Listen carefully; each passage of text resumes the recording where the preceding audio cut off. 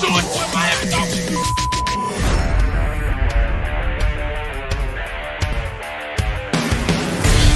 The pressure, he's in trouble. Loses the football. Touchdown! Got it! You have got to be kidding me. Jalen Waddle. It's a Dolphin touchdown. Throwing deep upfield on the near side. Man open. Touchdown! Looking deep. He's got a man. Touchdown! The run from Tua Tagovailoa. Touchdown! He's going deep. He's got it for a touchdown.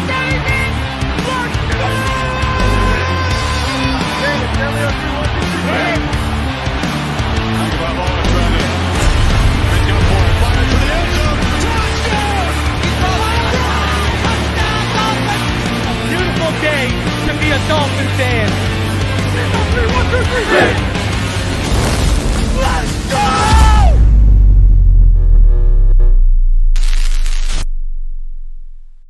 What is good, Fin Nation? What's good?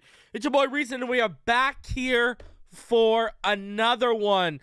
As your boy doesn't need to clickbait y'all with fake titles, because Lamar Jackson is not coming to the Miami Dolphins. In case you did not see it. In case you did not see it, let me put you on to Jeff Darlington is officially reporting the Dolphins will not be pursuing Lamar Jackson or any other starting quarterbacks this offseason. Multiple team sources tell me. As one source said, Mike fully believes Tua is the perfect fit for his system. Add us to the list. Guys, we're not the only ones. The Panthers have come out and said no. The Falcons, who were willing to give the bag to Deshaun Watson, have come out and said no. The Raiders have come out and said no. The Commanders have come out and said no. The only team that hasn't come out and said no are the Jets, and that's because the Jets are apparently on the verge of locking down Aaron Rodgers by the end of the week. The Packers and the Jets have agreed upon compensation. It is now in Aaron Rodgers' court. But there it is. I don't gotta do no clickbait. I don't gotta do nothing. The guy who's been on top of the Lamar to Miami stuff for over a year. The first one, just like I was right about Fangio and the whole way, I was right the whole way about this. Did anyone, the people, and I'm gonna cover your ears, right? Cover your ears. Actually, you know what? We'll make it a little bit more PG, but still, if you're a God-fearing, you're a goddamn idiot if you thought a team that was reluctant should give a fifth-year option to a guy who just showed an MVP ceiling in this offense because of durability issues. You're a goddamn idiot if you thought they were going to turn around and give over $200 million guaranteed to a guy who was in the MVP conversation, 4 years ago, and has durability concerns as well, and plays a much more high-impactful game and has a shorter shelf life because of the game he plays compared to any pocket quarterback. You're an idiot. If you thought they were going to do that, I don't know what to tell you. You thought they were going to give up a bunch of draft picks and over $200 million to that? Are you that idiotic? Or is your agenda that deep? I told all of y'all this was not happening. What did I keep telling y'all? Everything I told you, everything we've seen, it's been Lamar wanting to come to Miami, not Miami wanting Lamar. People are trying to hold on to Stephen Ross wanting him in the draft.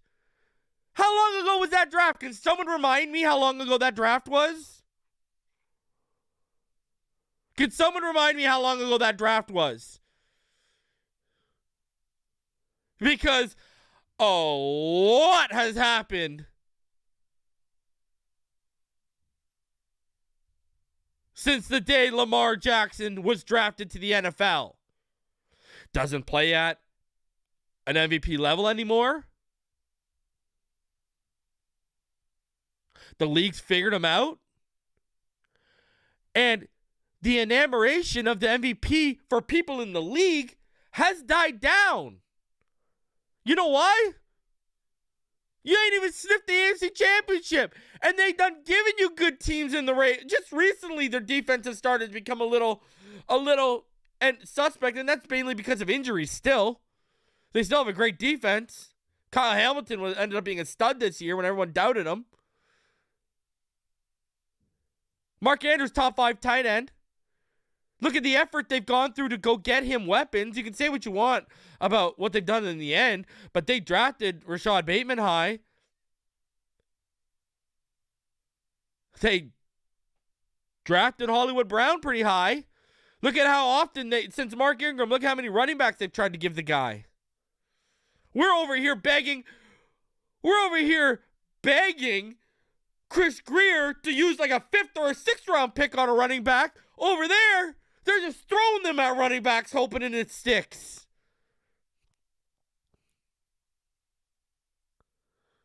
And the biggest one of them all. He's always had a top offensive line. Until recently, guys have started retiring because they gotten old. But that guy's always had a top offensive line.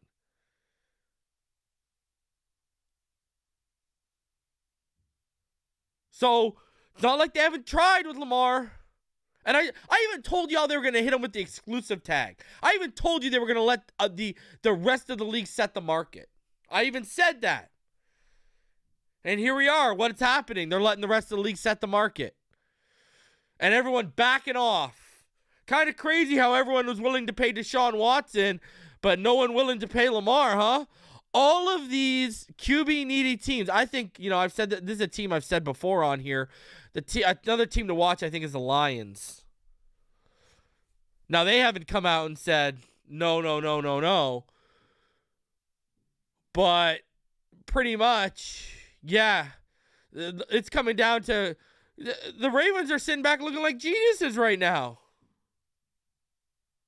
They're looking like geniuses. And all of y'all were trying to bask in the glory of this man hit with the exclusive franchise tag for the last couple hours. How that has turned to a sea full of tears in just like 2 hours, 3 hours. It's hilarious. It's unbelievable hilarious. I love it. It's amazing. It's absolutely hilarious to me. Because people are getting American looking like idiots just because they're not using their brains. I told y'all yesterday, I'm still waiting for the answer. Explain to me how Lamar Jackson makes us a Super Bowl contender. Explain to me right now. Explain to me. Someone tell me. He won an MVP, but this is going to turn into Herbert's rookie. It's already turned into Herbert's Rookie of the Year award. Okay, and? Have you even sniffed an AFC Championship win? Have you sniffed the Super Bowl berth?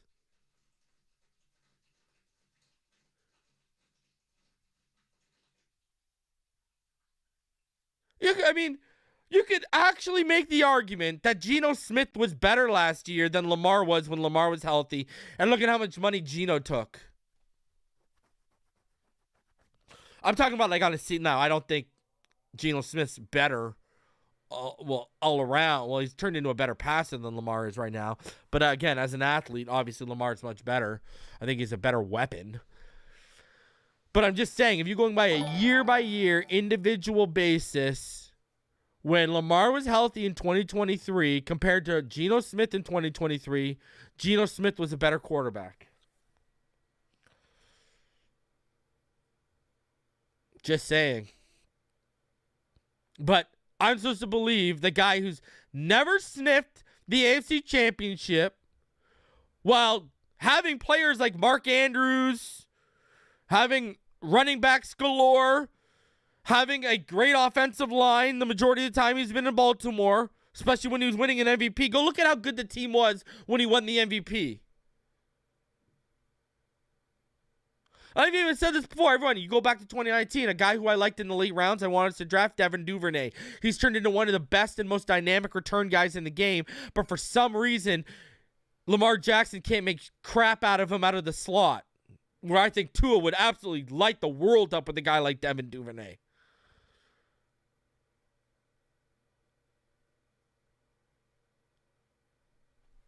But I'm supposed to believe this guy's supposed to make us the Super Bowl contender.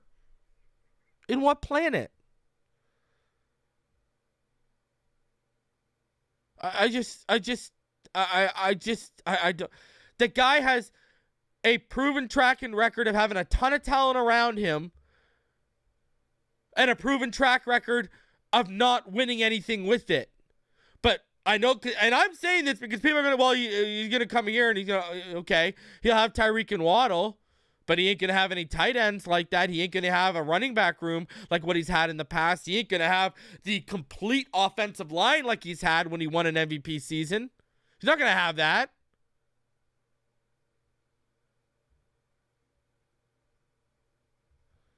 But I'm supposed to believe that puts us over the top. People out here act like this guy's Michael Vick. Michael Vick changed that franchise around, man. That franchise was in the dump after the Warwick Dunn Super Bowl run. Was it Warwick Dunn? No, it was Jamal Anderson. I apologize. With the Jamal Anderson Super Bowl run. I believe it was Jamal Anderson for the Falcons. They were in the dump after that. Michael Vick transformed that franchise. Last I checked, the Ravens won 2 Super Bowls in under 20 years before Lamar arrived. Ain't won shit since, except he got a nice shiny MVP award and he about to have a bag to match it. That's why they're not. Listen, I'm telling you right now, they paid Flacco.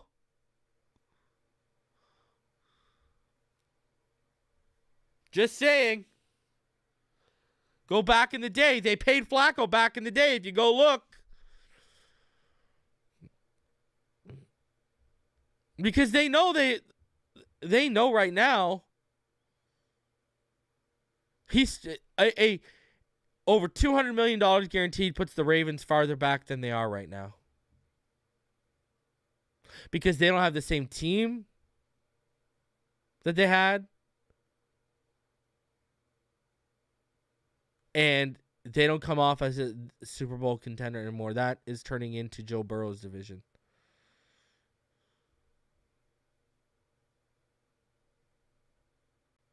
And what's crazy is this isn't a Lamar thing for me. Where I'm coming from is a place of this doesn't make sense financially when you look at the durability issue. You are a hypocrite if you say you don't want to keep Tua because he can't stay on the field, but you want to go pay more than $200 million guaranteed to a guy who hasn't been able to stay on the field in Lamar Jackson. You're a hypocrite. I don't know what to tell you. And all of you that want to cling on to that MVP award, y'all are the same that hate on Tua fans when they talk about what he did in the national championship. It was years ago. It doesn't matter anymore. It's not relevant. He might think it's relevant at his negotiation table, but clearly the Ravens don't. Because if the Ravens still thought he was an MVP caliber player, do you think the Ravens would have just slapped an exclusive tag on him? Ask yourself that. If the MVP, if the Ravens thought he was still at an MVP level, do you think this would be happening right now? I don't. Because the problem is they're not giving him the guaranteed money. They're not willing to come up to Watson-like guaranteed money territory. And they've seen his antics behind the scenes. Listen, with all the talent we have right now, if Tua don't work out, this is what I've said. I've been saying this all season. If Tua doesn't work out, you move heaven and earth for Caleb Williams or Drake May. You can get a super talented passer and you develop him in the system because you got to keep all these players in place. You got to surround. That's the move if Tua ain't the answer.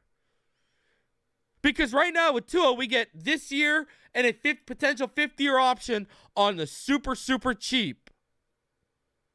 And I'm going to tell you this right now. Get ready for the tears. Get ready for the tears. Y'all ain't done crying, Tua haters. Because I got a feeling they're coming through with that fifth-year option. They're seeing the money. Daniel Jones just got a 4-year, $160 million contract, and he threw 15 touchdown passes last year. I can pretty much, that 50 years coming down the pipeline. And you guys are going to be so mad. All of you Tua haters are going to be so mad when that 50-year option, it ain't over with, I'm telling you right now.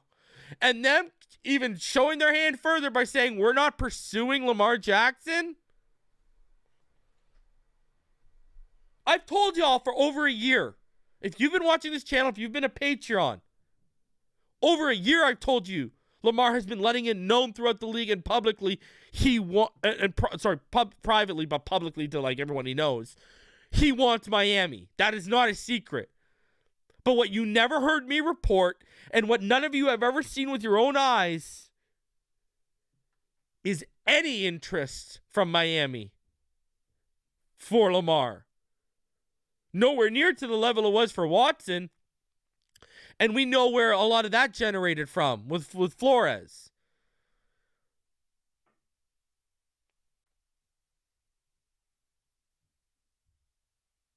I could literally have Tua to his fifth-year option and go trade for the best running back in football, put him in this offense, pay him like $16 million, and I'm still probably about $10, $11 million under what Lamar's going to cost. Think about that one for a sec. And the money's starting to move. Well, and we'll get into that in a sec here. And the money's starting to move, people. They're starting to clear it.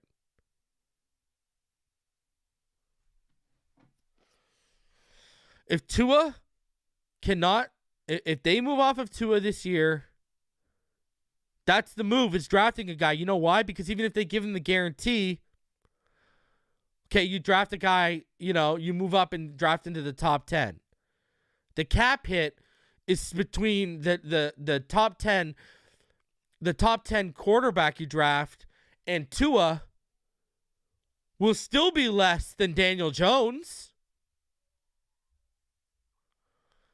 If Tua is not the answer, I've been saying all season, if Tua is not the answer, the 2024 draft is. Financially, it makes sense, and then you just move. Listen, we're up for trading capital because we're in win now mode. Might as well go try and get another quarterback that we can develop from day one, that we don't let guys like Chan Gailey and Eric Studesville ruin along the way, along with Brian Flores, and you develop your guy. If Skyler isn't even the guy, who's to say they don't like Skyler in, because we're talking about 2024. Who's to say that Skyler ain't around then? I don't know, but, it doesn't sound too good for Skyler's chances. But anyways, Jeff Darlington, as plugged in as they come when it comes to the Dolphins. ESPN affiliate has confirmed the Miami Dolphins will not pursue Lamar Jackson. No clickbait title because I'm not getting views needed. That's what it is. That's what you've seen. That's what I've been telling you. Listen, I want you to understand. I'll take you into a deep dive of reason right now, okay? Me and Neil were having a conversation today. And we both hear things. We hear things from the same people, but we also have our own people that we hear things from, okay? Anyways, we were having a conversation about this. Right? And Neil was a little worried. And I told Neil, I said, listen, bro, this ain't happening. Everyone who knows me or Neil knows we're big card collectors. I was ready to bet Neil a hobby box this wouldn't happen. And I didn't say what kind of hobby box, meaning this guy was going to go out and pick a $4,000 box of Flawless. I'm stuck for it. That's how sure I was that this was, and this was before the Darlington report. The Darlington report happened maybe an hour after the fact. That's how sure I was.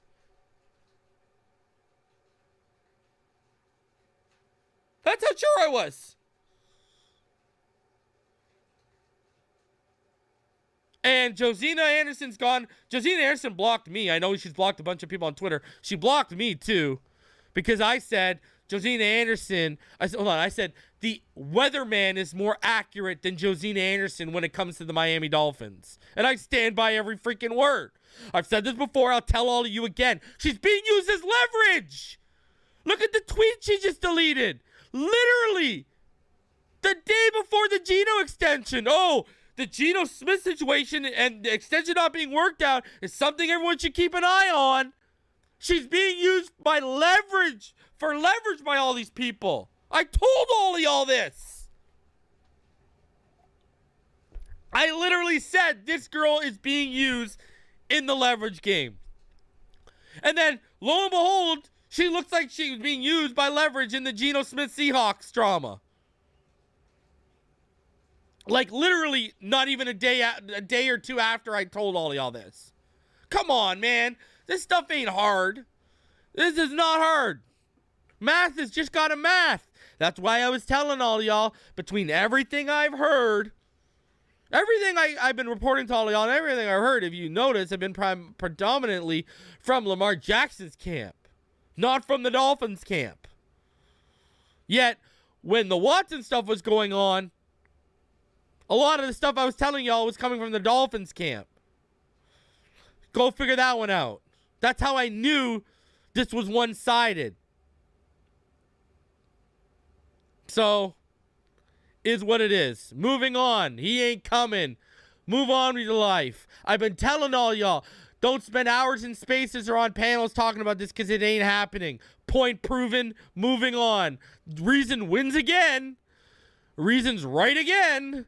So let's keep it going. I do want to cover this. Byron Jones. Goodbye, Byron Jones. Adam Schefter is reporting what we already knew was coming down the pipeline if you've been watching this channel. Again, I've been telling all of y'all this for how long? Dolphins have informed Byron Jones that he's being released on March 15th and will have the opportunity to enter free agency. Dolphins will designate him a post-June 1st cut. That is going to save $13.6 million against its salary cap. I've been telling all y'all this had not been a surprise since we showed our hand when we tried to trade him because we're going to make a play for J.C. Jackson, to him guaranteeing his money with his surgery in March when the season ended in January, to now, I told all of y'all, this is what he wanted. He wanted us to release him so we could choose where he went. That's why he did that little song and dance about not being able to run and jump and about the care he got. Yet Mike McDaniel and Chris Greer came out and told y'all they never heard a peep about that.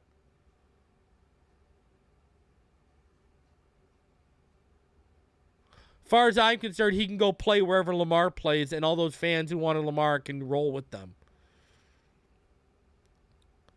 As far as I'm concerned, okay?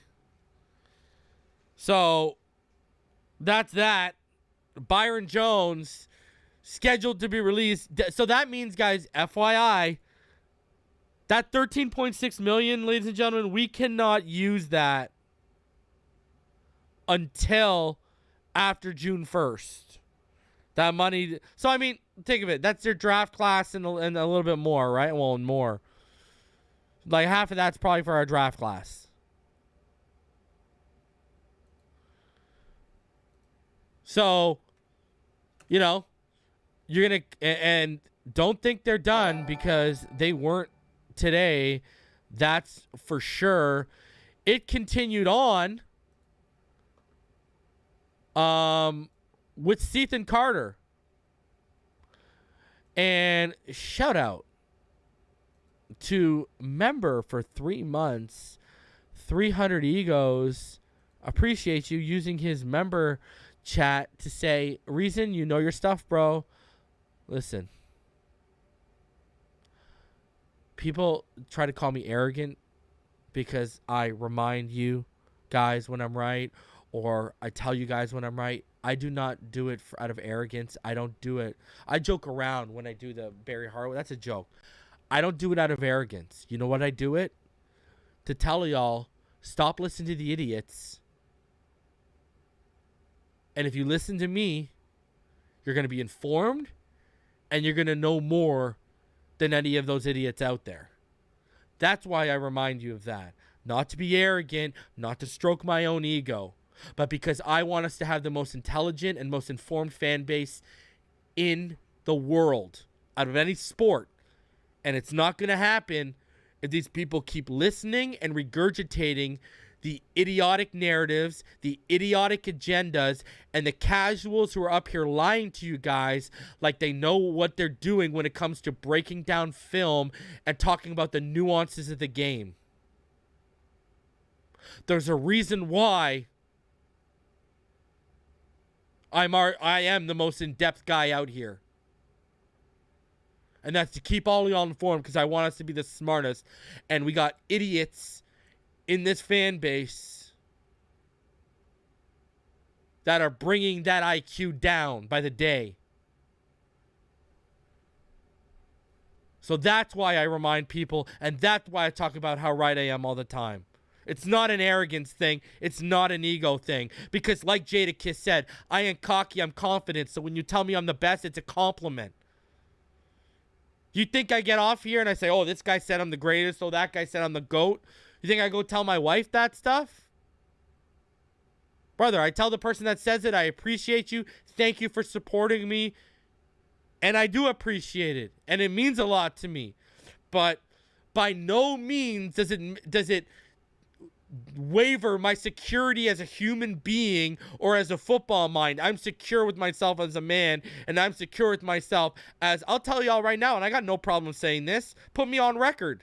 I got no problem. The smartest minds in this community are found on this channel. Me, Ball Game, Martin, and EM Dolphin fan. Period. I got no problem saying that. So I'm secure with myself. I don't need my ego stroked. So when I remind you guys, it's just to tell you and remind you, this is where you're going to get the information. This is where you're going to learn. And this is where we got the track record of being right in free agency, in the draft, with team moves. No one's got the track record like us over here on Phinside The NFL. No one. And we do it for y'all to keep you guys informed. To make sure you guys, when you talk football, because not every one of your friends is a Dolphin fan. So I know y'all are going to get in debates and sports debates with your friends who are fans of other teams. So I want y'all to win those debates. I want y'all to say, no, this is going to happen. And then that happens and they look at you and they go, how do you know that?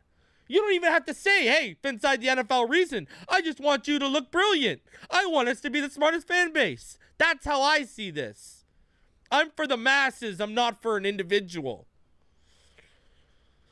Don't let anyone tell you different.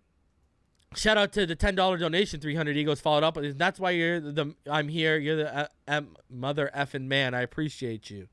The reason why I'm watching my swearing is YouTube has changed their guidelines. So they've made it much more stricter on swearing. So Reason is arrogant, but I always says arrogance is great when you work hard at your craft and you're right about it. That's me. I'm riding with my dog. He earns the right to brag. I mean, people can call me arrogant, but I'm telling you, it doesn't come from a place of arrogance. Like, I'm just, look at it this right? Reinforcement in anything, right?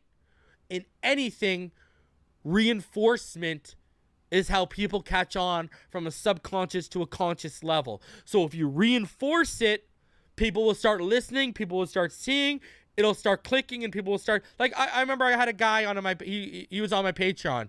He posted like a Patreon post of mine on Twitter, ripped me apart for it. Absolutely tore me a new one, okay? I blocked him. He was a paying Patreon, okay? Like $10 a month. I blocked him on Patreon. I said, keep your $10 a month. Go. Blocked him on Patreon. Blocked him on Twitter. Blocked him everything. I swear on everything I've ever loved. That same individual came back about 6 months later, apologized to me in an email, and actually apologized openly to me on Twitter because everything he had written me for I ended up becoming right about, and he wanted to rejoin the Patreon.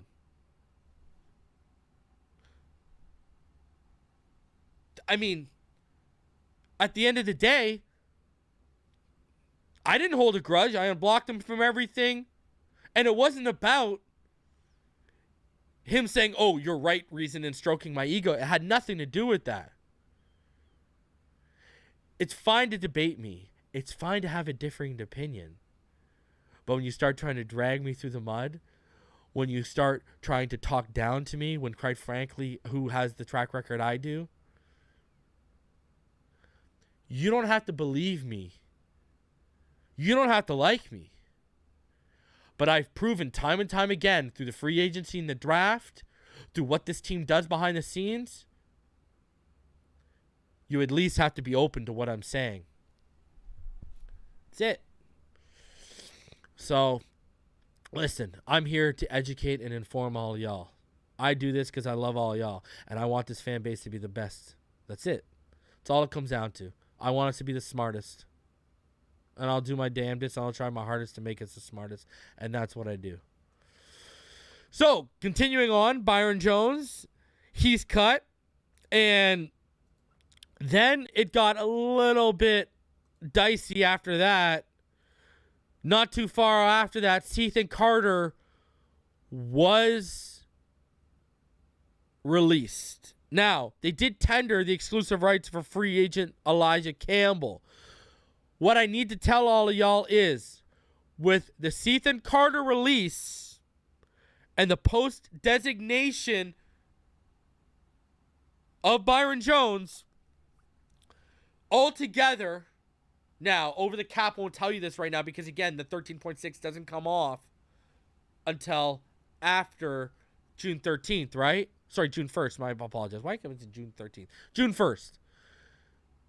Right now, as it stands, if you were to include Cethan Carter, if you were to include Byron Jones, we are about $1.7 million over the salary cap.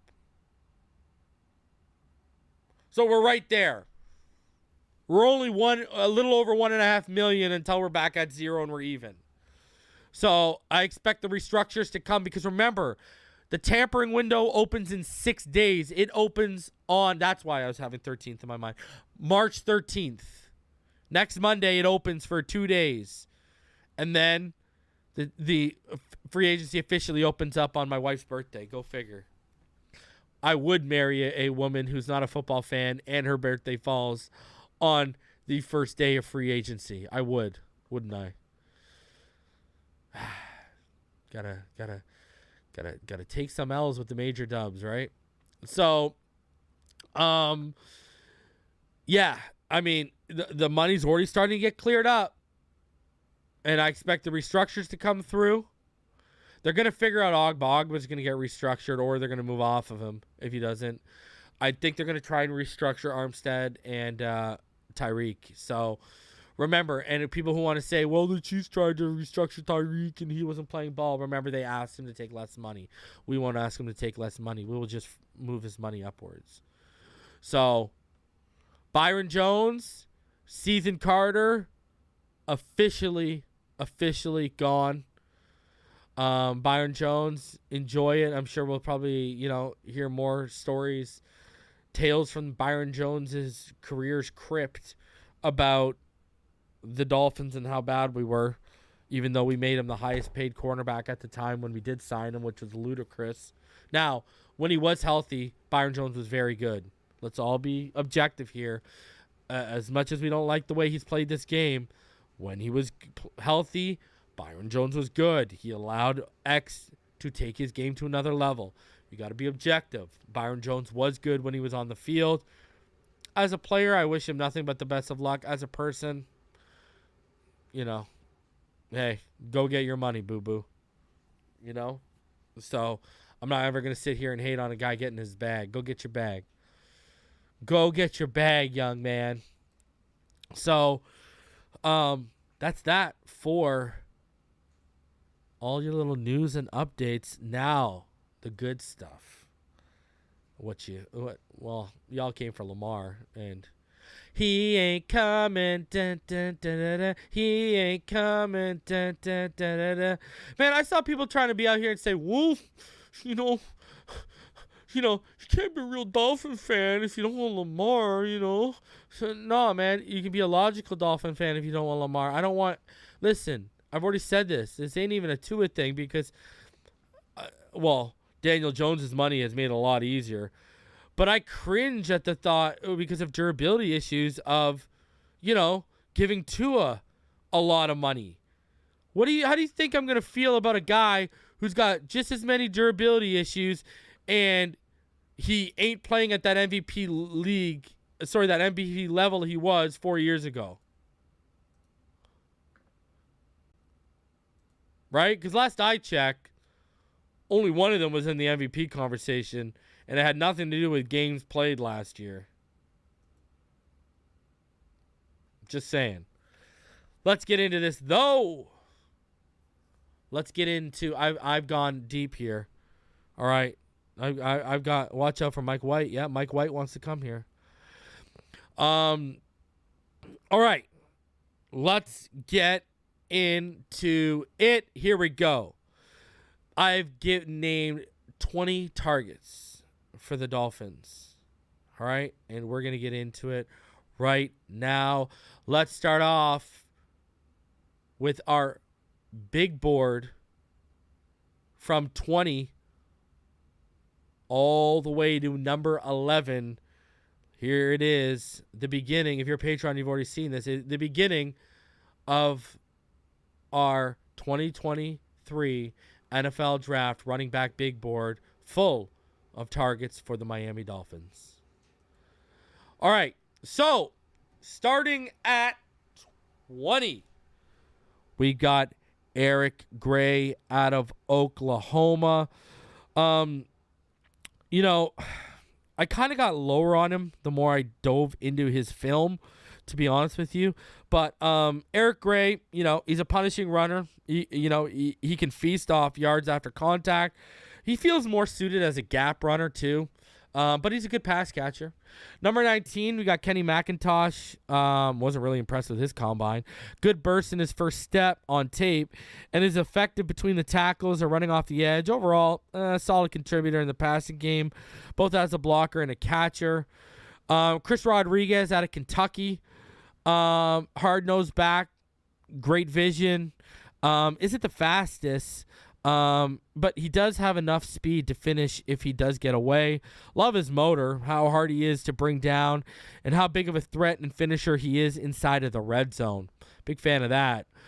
Evan Hall at 17 right here. 5'11", 210, patient runner with quick cut ability. Doesn't go down easy and has enough burst and acceleration to be a home run threat at the next level, I think. Deuce Vaughn. Now, this is a name that I've heard the Dolphins are a little high on. I mean, we're talking like, that was not. Yeah, there are going to be video clips, James, when we get into the top 5. It was not overly, we're talking about a very small back. We're talking about a very, very small back. And, he's unbelievable in open space, though. Good agility and shiftiness on tape. Unreal in the passing game. Had over 1,000 of his 1,200. He had 1,043 yards of his 1,275 receiving yards come after the catch. Obviously, 5'6", he's under 180 pounds. Size is a concern. But he's a highly intelligent player who can pick up the blitz, though stopping at the NFL level, that's going to be a task. You know. Keaton Mitchell, I got him at 15 out of ECU. One of, if not the best accelerator in this class when he gets to the second level. Definition of a guy who can take it to the house on any play. Can start and stop on a dime, break ankles, has a quick cutter, and just has incredible shiftiness to his body. Okay, so I want people to understand. Now I'm getting into guys I like. Like, don't let the numbers next to these guys really throw you off. We're getting into the top 14 guys. I'm fine with any one of these guys on the Dolphins. Chase Brown. I'm a fan of this kid, man. Gets to the edge quick, displays above average vision, great acceleration once he gets to the second level, very effective in the passing game as a pass catcher. Definitely needs to improve on his blocking. Mo Ibrahim, 5'10", 210, great contact balance, enjoys running through people, not around them.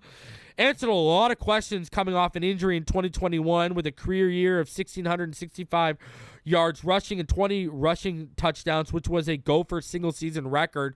I'm a very big fan of Mo Ibrahim. Like, I like all these guys in the top 14. I've been saying this since before the board comes out. There's a lot of guys in this class I'm comfortable with. Number 12, Dwayne McBride, another guy I really like out of UAB. Big sleeper potential at 5'11", 215 pounds. Had over 1,000 yards after contact, 1,072 to be exact. Only one of 3 in college last year to do so. The other two, Ibrahim at 10,065, who I got right below him, and Bijan Robinson at 1071. He's rushed for over 3,100 yards and 32 touchdowns over the last 2 seasons, who's an absolute task to bring down, shows great speed and vision at the line and into the open field. Big fan.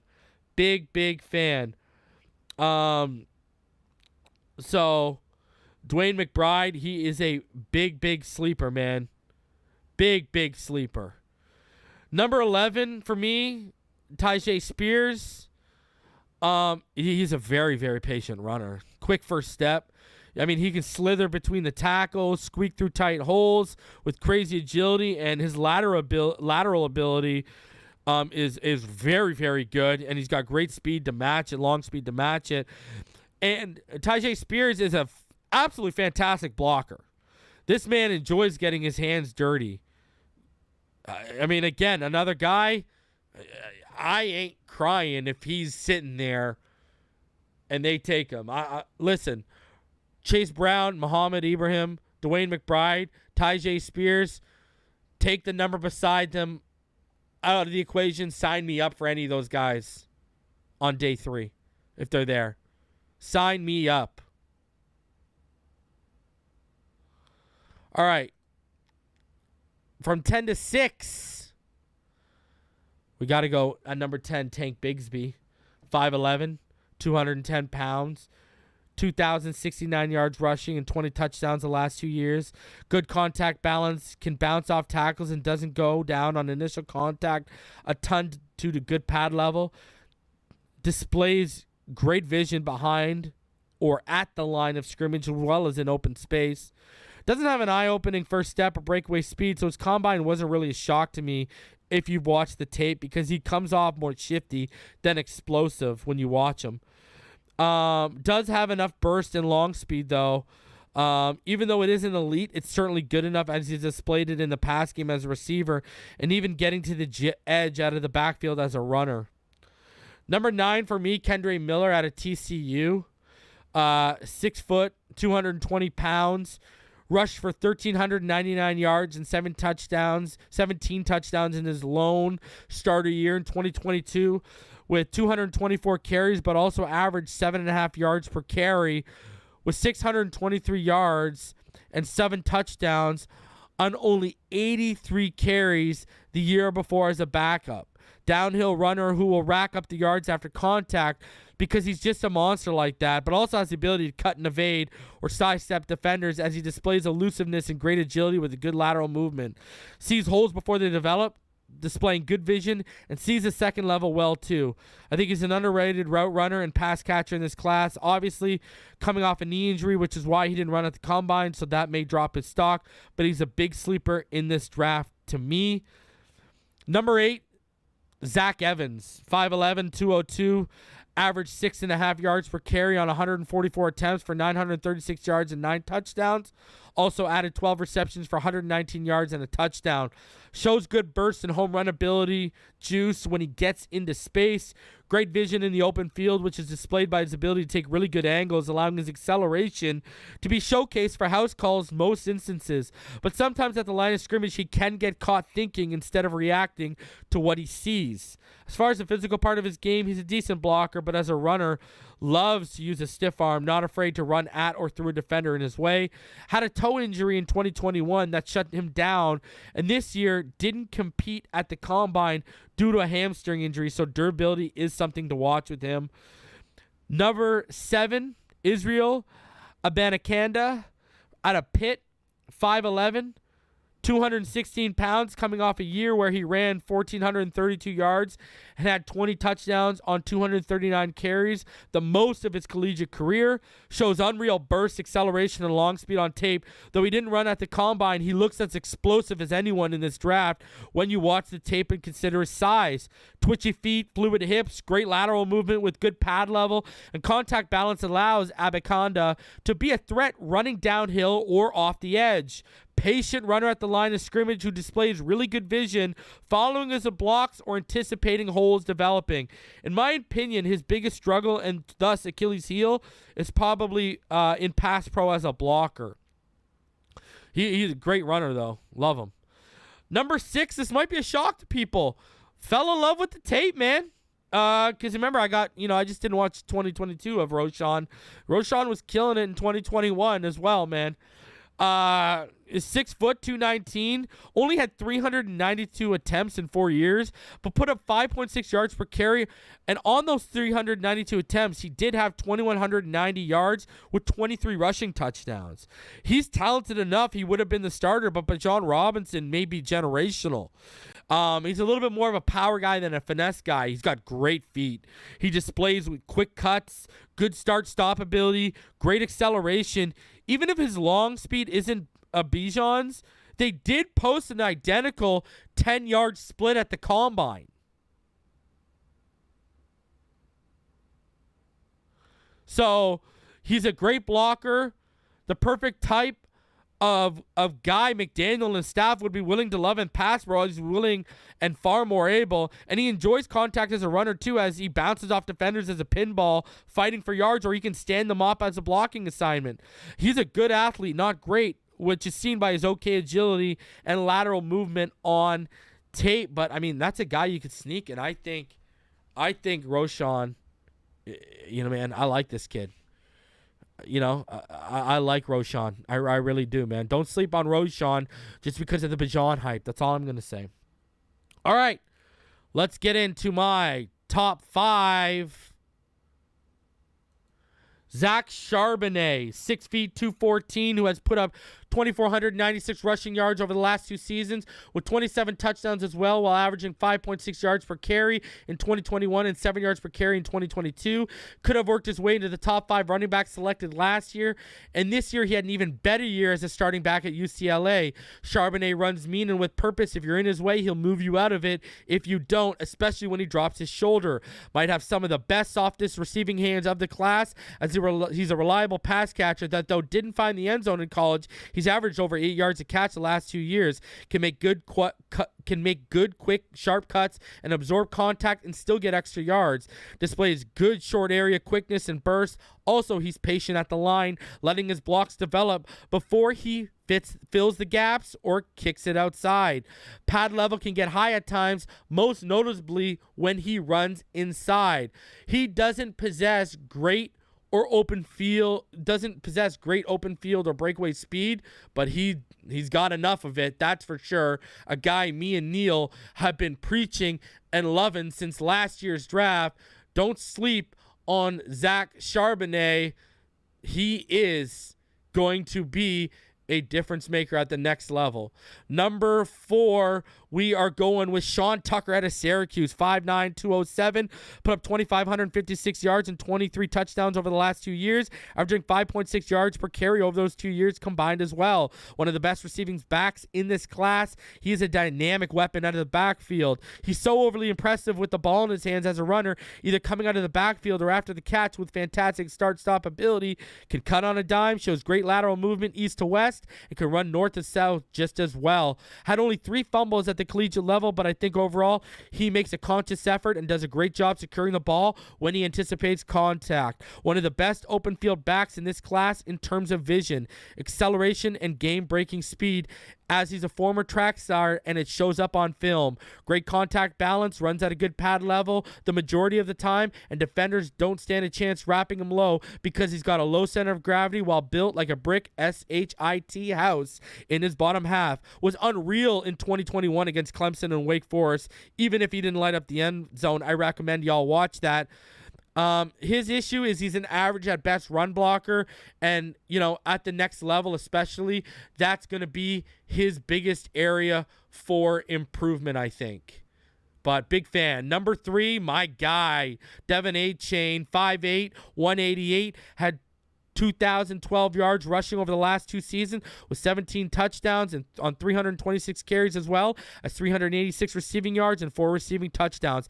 Unbelievable speed, burst, acceleration, and quickness. He's a blink of an eye runner. You blink and he's gone. While 6 points get put on the board, he ran that 4.32. Perfect outside zone rusher for the Dolphins system with clearly a higher upside long term than a Mostert or an Ahmed. Great vision, sees the holes, but also takes advantage of his frame by squeaking through them to daylight as well. Love a runner who knows how to use his size, big or small. Even for a smaller back, that doesn't mean he's easy to take down with an arm tackle, as he's feisty and has that dog in him to fight for every last yard with the motor to match. Because of his agility and elusiveness in space, he's an effective and impactful contributor to the passing game as well. I could see him being a real headache for defenders at the next level. Underrated when it comes to his vision, as I think he has some of the best. With a high football IQ, understands angles in open space, can operate in tight quarters, and has the patience needed to let his offensive linemen do their job and run and not overrun his blocks. To me, size is his only downside and may show up in short yardage. Number 2, Jahmyr Gibbs. This man is 5'9", 199 pounds, transferred to Alabama from Georgia Tech, rushing for 926 yards, 7 touchdowns, and 6.1 yards per carry, with 44 receptions for 444 yards and 3 touchdowns. Unreal lateral movement and change of direction ability with great acceleration and speed in open space to match. Gibbs is the definition of a playmaker. I'd label him the best receiving back in this class, as he's deadly running screens out of the backfield or lined up running routes. Crazy agility and flexibility, can shed tackles, slither through small holes, or break an ankle with a sharp cut, as his legs keep churning and are connected to some of the quickest feet in this class. Patient, intelligent runner with good vision. I can see him fitting with a gap or his own scheme. He's that versatile. Gibbs also might have the highest motor of this class. He truly plays it out until he hears the whistle. You know you're getting 110% every snap from him. Contact balance is top tier, I think he's stronger than people give him credit for, and he's also disciplined with his pad level. Never opens himself to big hits, and he's a willing pass blocker. So he just may not have the core strength, but I think that's his only weakness, and he'll grow into it. Number 1, obviously, it's Bijan Robinson. I've been saying this guy's a top 10, top 5 talent in this draft all year. I stand by it. 5'11", 215. Robinson is coming off a 1,580-yard rushing campaign with 18 touchdowns after putting up 1,128 rushing yards and 11 touchdowns the year before as his first year as a starter. Generational talent.